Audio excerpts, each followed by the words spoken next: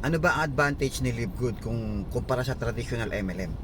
Kung matagal ka na sa MLM, ma-appreciate mo ang Live Good. Unang-una, sa traditional MLM, maliban sa malaking pay-in, mababa pa yung percent ng referral. 10% lang po ang karaniwan. Sa Live Good, mababa ang pay-in, tapos ang referral commission 50%. Sa ibang company, sa traditional, first level lang.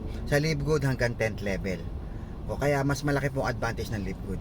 So pagdating naman po sa income, kung networker ka, mas malaki ang chance na magkaroon ka ng residual income sa Live Good kumpara sa traditional. Bakit? Sa traditional MLM po, para kumita ka ng tuloy-tuloy, kailangan meron tuloy-tuloy na pay-in.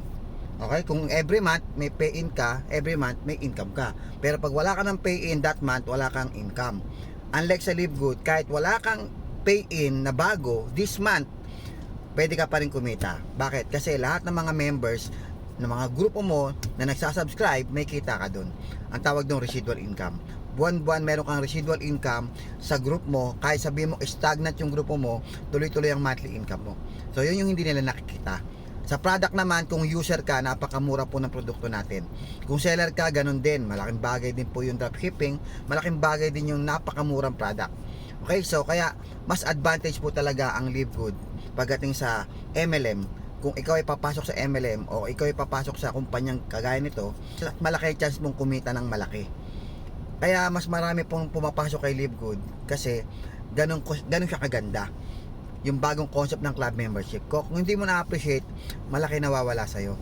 Sayang, kay Live Good ka na, nakakita ka na ng ginto, lilipat ka pa sa tanso. Sayang.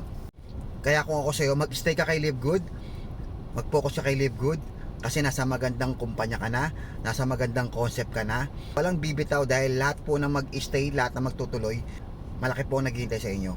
Magandang future, magandang buhay. Magandang future, magandang buhay.